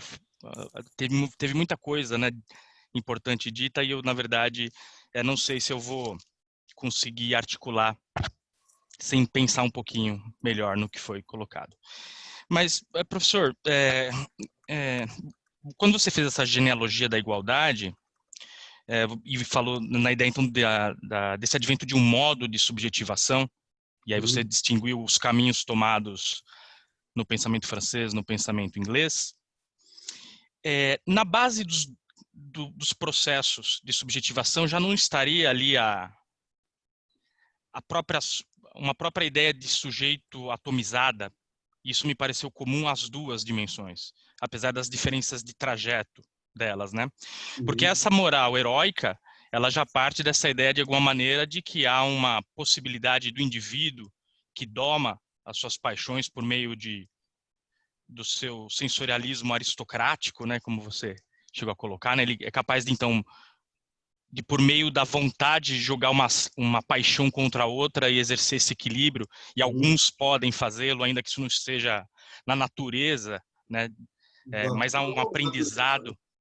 Não há uma natureza humana, isso depende de cada um de nós. Exato, exato. Daquilo que pode ser engatilhado pelo próprio mundo, eu pensei muito, talvez uma grande besteira, mas me veio muito na cabeça a ideia do Maquiavel, né, da virtude ante da fortuna, né?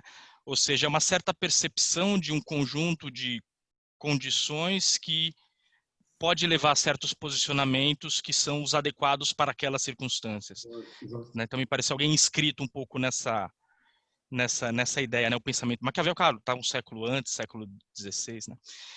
Mas então, voltando, professor, para não tentar não me perder demais.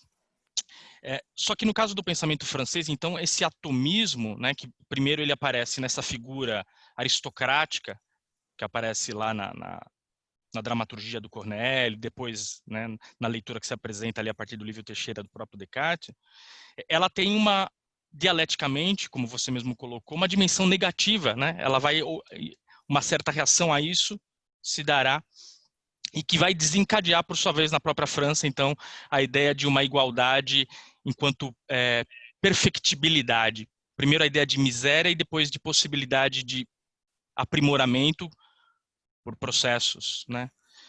Só que esse processo próprio, na medida em que ele culmina com uma revolução burguesa, ele volta a uma ideia atomizada da subjetividade, só que agora inscrita numa nova ordem econômica.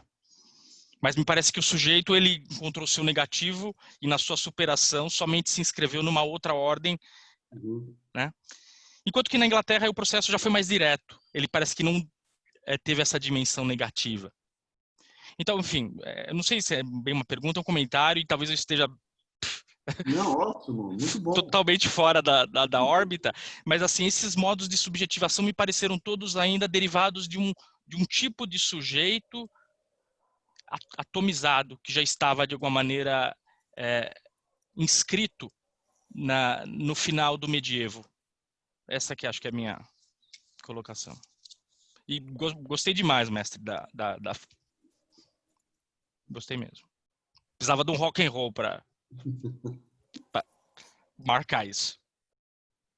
Respondo, Fernando.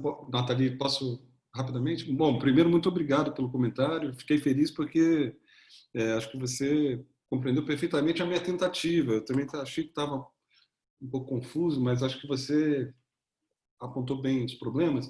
Eu lembraria apenas um ponto, aí, indo direto ao assunto do atomismo. A crítica que o Tocqueville faz ao republicanismo francês, e que vai ser retomada pelo Lebrun, naquele livro que é Poder, numa nota, é exatamente essa. É que o absolutismo teria produzido uma subjetividade atomizada. Teria rompido os elos intermediários característicos da sociedade ainda medieval e, no lugar disso, teria imposto, como acho que fica claro nas tragédias do Corneille depois dos anos 50, né? E depois pela produção simbólica que foi mobilizada pelo absolutismo, aí sim, uma subjetividade atomizada, dissociada. Ora, quando o Tocqueville faz isso, ele está fazendo uma crítica liberal ao processo francês, né, do qual ele tem, de fato, várias ressalvas, em relação ao qual ele tem várias ressalvas. Mas ele não vê isso na Inglaterra e menos ainda na democracia norte-americana, porque ele entende ter havido ali condições para o que ele chama o associativismo.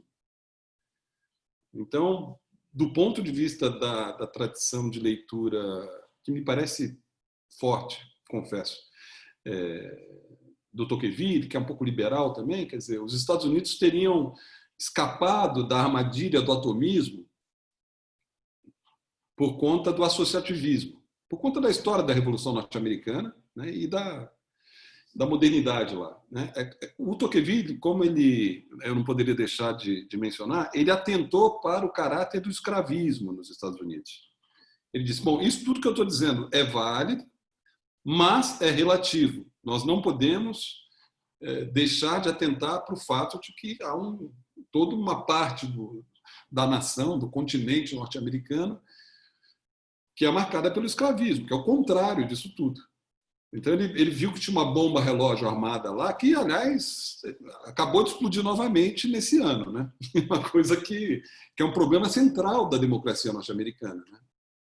Então, acho que ele tinha muita angústia em perceber essas ciladas. Agora, o que singulariza, segundo o Tocqueville, o processo francês, e eu acho que ele é até um pouco severo demais com a França, é o fato de que o Estado republicano nada mais teria feito do que se substituir ao Estado do antigo regime, já encontrando um indivíduo subjetivado como submissão.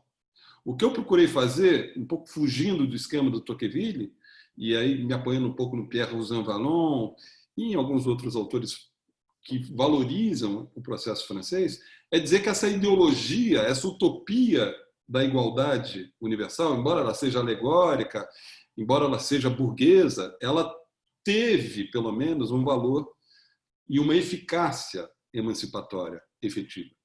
E é isso que acho que faz falta quando a gente começa a ver que o solo todo está ruindo ao seu redor, né? Então, é um pouco assim que eu vejo a coisa. Acho que são processos de fato distintos, né? Quanto ao Maquiavel, você tem toda a razão. Acho que a gente poderia reagrupar, claro, aí depende do nível de abrangência que a gente dá aos fenômenos, aos autores, né? Mas eu também vejo assim. Acho que o político maquiaveliano é alguém que tem essa inteligência, essa astúcia, né, de fazer a intersecção da fortuna com a virtude. A doutrina da razão do Estado, num primeiro momento, foi elaborada assim também. Ela não pode ser julgada por nenhuma regra a priori. Essa ideia de a priori realmente ela vai ter que esperar um pouco para aparecer, né? Aquilo que é o carnaval dos kantianos, né? E a doutrina da razão do Estado também pode dar certo ou pode não dar. Ela é medida pelos seus efeitos, né? É interessante isso, né? A gente nunca sabe. Não estou defendendo a razão do Estado, só estou dizendo que era diferente, né? Obrigado, viu? Muito legal. Perfeito, mestre. Eu que agradeço. Obrigada, Jean, Vinícius. O Hugo se inscreveu aqui também para uma pergunta, então eu passo a palavra a ele. Muito obrigado, Nathalie. Professor Vinícius, muito obrigado por vossa exposição. Não sou leitor de Tocqueville, tampouco da filosofia francesa, mas muito interessa o tema da subjetividade aqui na modernidade. Sou muito grato pela contribuição aí. Professor, uma dúvida mesmo como não leitor, portanto, né? O senhor narrou um processo aí que o senhor deu o nome de deslocamento semântico, né? Do conceito de... Eu vou me ater ao conceito de igualdade apenas aqui, né? A minha pergunta vai justamente num seguinte sentido, né? Em que medida esse deslocamento semântico não foi também um deslizamento semântico do conceito de igualdade, né? E aqui eu vou pegar como um ponto aqui justamente o Rousseau, né? Vamos pegar o Emílio, né? Me parece que na produção do processo, né, de educação do Emílio, ele idealiza ali justamente uma igualdade que é entre os iguais, né? Há muito claramente ali marcado, né, a necessidade do afastamento do Emílio da cultura popular, do Emílio aqui, o Emílio simbolizando todo aquele, o liberal, né, o jovem liberal, etc., né, o homem jovem liberal, todo um afastamento da cultura popular necessário para que ele se eduque nos valores burgueses, né? Então, em que medida? Não sei se eu me fiz entender, né, mas de que igualdade a gente está falando? Não me parece que é uma igualdade entre todos, né? De que medida, e é claro que aqui considerando a diferença do processo de modernização da França, que é muito sui generis, assim como de Espanha, de Portugal e o anglo-saxão ali, né? Mas especificamente dentro do processo de modernização da França, né? Esse deslocamento, será que não houve também um deslizamento semântico do conceito de igualdade aí? É igualdade entre quem? Né? São para todos? E aí, por dúvida mesmo, eu gostaria que o senhor respondesse. Muito obrigado. Viu? Obrigado pela questão. Então, uma questão interessante. Na verdade, eu vejo assim, o que mais me parece relevante no texto do Rousseau, isso vale para o Emílio, mas vale também, bom, para os textos, o Emílio também é um texto político, né? Um texto pedagógico, mas também um texto político. Mas se a gente pegar o último texto do Rousseau, que ele nem publicou, né, os devaneios no Caminho Solitário, veja, assim, fazendo uma análise do texto, na primeira caminhada, ele se apresenta como alguém que foi excluído do mundo dos humanos. Ele é visto como insidioso, como um vilão, como ignominioso, enfim. E o que ele diz? Esse juízo que os homens passaram a fazer dele se explica, no fundo, por conta de ele, na sua pessoa, não expressar individualmente alguma virtude, mas personificar moralmente toda a humanidade. É como se ele, Rousseau, personificasse essa generalidade que, aí sim me interessa investigar, foi sendo construída nesse processo que eu procurei refazer rapidamente com vocês aqui. Então, claro, a gente sempre poderá dizer, não, mas essa postulação universal não incluía isso, não incluía aquilo, tem que incluir. Mas se a gente aceita essa ideia e começa a reivindicar a nossa subsunção a essa generalidade, o principal já passou. Nós já aceitamos isso. E é isso que me interessa um pouco apontar, quer dizer, essa ideia do eu como uma personificação de uma generalidade, quer dizer, uma virtude que é virtude na medida em que ela é quase uma forma. Claro, isso inclui também um sentimento, mas é um sentimento desinteressado, vai dizer o Rousseau, né? Não é o egoísmo do sujeito que busca apenas atender o seu interesse particular ou coisa que o valha, né? Então é sempre um pouco essa ideia de uma universalidade que está sendo visada, né?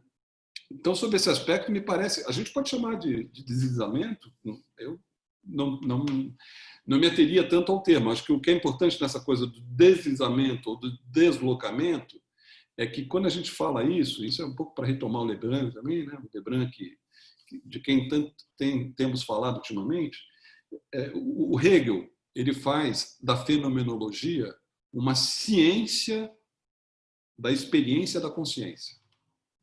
E essa ciência, ela inclui progressão, ultrapassagem, quer dizer, a consciência imediata dá vez à mediação do entendimento, que, por sua vez, é superado pela unidade da razão. Então, a fenomenologia hegeliana é uma formação que sedimenta etapas pregressas e exprime a unidade de um telos. Quando a gente faz genealogia, a gente não se compromete com essa teleologia. A gente apenas observa processos discursivos, procura apontar como eles se vinculam e se enraizam em certos processos políticos específicos e aponta algo que é, de um lado, contingente, mas que produz um legado, que desse ponto de vista pode ser retomado como um valor, ou pode ser deixado de lado como um valor também. Então é um pouco isso que me interessa na ideia do deslizamento ou deslocamento semântico. Não se conjuga mais a ideia de liberdade como se fazia na época do heroísmo clássico, ou como eu chamo, da moral de relevo. Mudou completamente o significado desse termo, né? Era mais essa ideia. Mas te agradeço pela questão, espero ter respondido aí essa pergunta. Obrigado. Obrigada, Hugo, Vinícius. Bom, algumas pessoas aqui escreveram no chat, agradecendo, Vinícius, pela conferência, mas dizendo que tiveram que sair. E eu gostaria de perguntar aqui se tem mais alguém que gostaria de fazer uma pergunta, senão eu vou, no fundo, fazer mais um comentário, um pouco uma pergunta sobre possíveis desenvolvimentos dessa pesquisa um pouco adiante, né? Deixa eu ver aqui. Bom, acho que o Komatsu levantou a mão, Nath. Desculpa, então pode falar, depois se der tempo, eu faço uma pergunta. Fala, Vinícius. E aí, tudo bom? Na Democracia da América, o Tocqueville, ele, nessa viagem que ele fez para os Estados Unidos, ele constata com uma certa, pelo menos no texto, dá a impressão que ele está um pouco assim chocado ao ver que ele fala assim, olha, é uma sociedade que parte da igualdade, ela não está carregando atrás de si o antigo regime, né? Então ela teoricamente está mais leve nesse sentido. Então ele falou assim, mas apesar de partir dessa igualdade, o que se constata aqui é uma tentativa de mimetização de uma aristocracia europeia.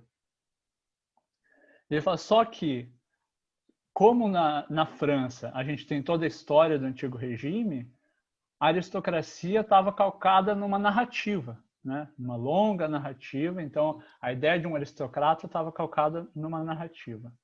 E eu falei assim, e aqui na América eles não têm a narrativa. E o que os caras estão fazendo aqui E aí ele vai dando uns exemplos que é até engraçado, que ele fala assim, por exemplo, eles associam a ideia de um aristocrata a um cara que tem uma casa com colunas gregas. E ele fala assim, e os caras constroem as colunas mais toscas que tem, com os materiais mais loucos que tem, para reproduzir uma sensação de aristocracia. Então, a aristocracia deixa de ser narrativa e passa a ser alguma coisa meio visual, assim, tipo uma filosofia do design. Assim. E aí eu queria te perguntar como é que você pensa essa nova aristocracia que não está tão calcada numa narrativa, está mais calcada numa impressão visual, assim, num design. Essa é a pergunta. Legal. Bom, vou tentar comentar muito rapidamente e de forma bem livre. Tá? Primeiro, eu te ouvindo revocar a viagem do Tocqueville para a América, pensei num ensaio, né? A gente poderia comparar as impressões do Tocqueville sobre a América com aquelas do Adorno e do Horkheimer, né? Seria interessante fazer um cotejo assim, né? Eu acho assim, Henrique, isso que você falou da narrativa é bem importante. Quem fez a narrativa do antigo regime foi o Estado na França. Então, se a gente examinar o que se passou a partir da segunda metade, já na primeira, mas enfim, a partir de 1660 na França, é muito impressionante. É uma produção simbólica da unidade nacional, linguística, cultural, que tornou a França uma referência da cultura ocidental durante todo o século XVIII. Então, houve um esforço, um dispêndio muito grande nesse ganho político do discurso da hegemonia, né, de Luís XIV.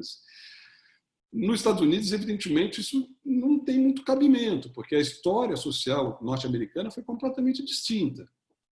O que o Tocqueville fala, que eu acho que é muito bacana, ele faz uma observação que eu acho que é etimológica, mas ela tem uma profundidade sociológica realmente incrível. Ele observa como, já no início do século XVIII, não era mais possível traduzir gentilhomme o gentilhomem, que era um pouco o nobre francês, por gentleman. Porque o gentleman já havia, isso tem a ver com a questão antecedente, já havia sofrido um deslocamento semântico muito ligado a um enraizamento social característico da Inglaterra e dos Estados Unidos, que igualou, do ponto de vista das oportunidades, camadas médias urbanas, tanto da Inglaterra quanto dos Estados Unidos. Então, isso é um pouco a matéria de estudo do Márcio Suzuki, do Luiz Nascimento, do pessoal que tem estudado muito a tratadística moral britânica. Quer dizer, a ideia do humor, por exemplo, supõe o quê? Uma certa igualdade de gosto, de juízo, que possa ser partilhado naturalmente, sem regra. Você não pode contar uma piada dando a regra da sua explicação antes. Você conta uma piada e as pessoas vão rir porque elas participam todas de uma mesma condição social. Basicamente é disso que se trata. Por isso que o humor é tão importante para o Shaftesbury. Por isso que o Hume vai poder pensar a ensaística como baseada na conversação. A conversação é isso, é uma regra que está dada por uma base social compartilhada. O gentleman exprime isso a ponto de ter acabado na porta do banheiro. É isso que aconteceu com o gentleman. Ele está lá. Gentleman, quer dizer, aqui é o toalete masculino. Não há prova maior da democratização do que isso, entende?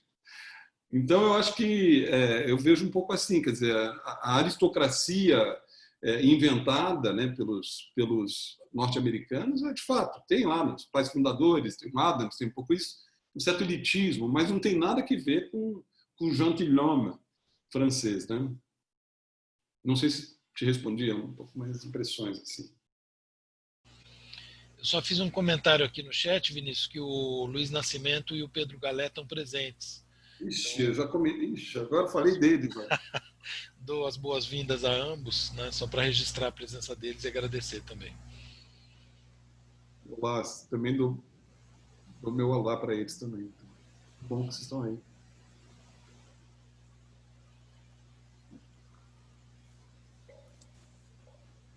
Bom, gente, não sei se mais alguém gostaria de fazer alguma pergunta. A gente já atingiu, em princípio, o teto aqui da nosso evento de hoje, né, às 6 horas.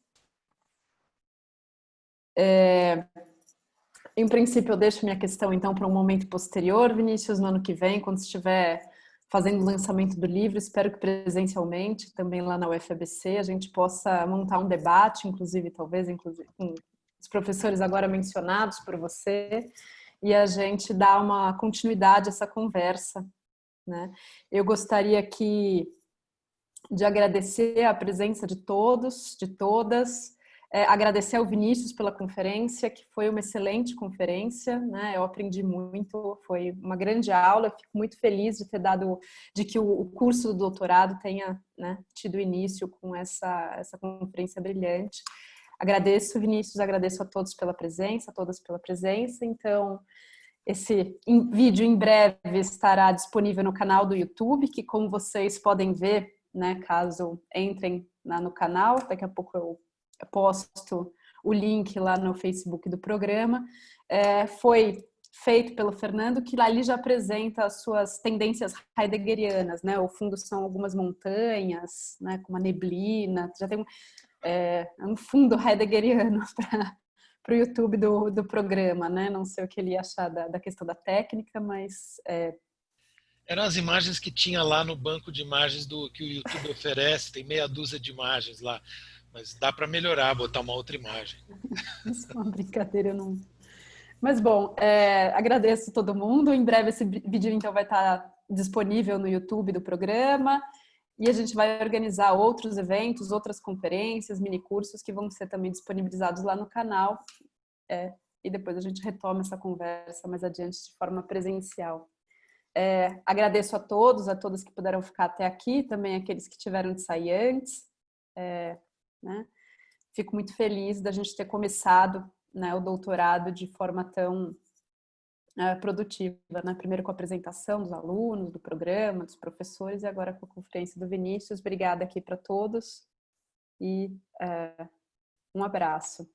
Boa semana.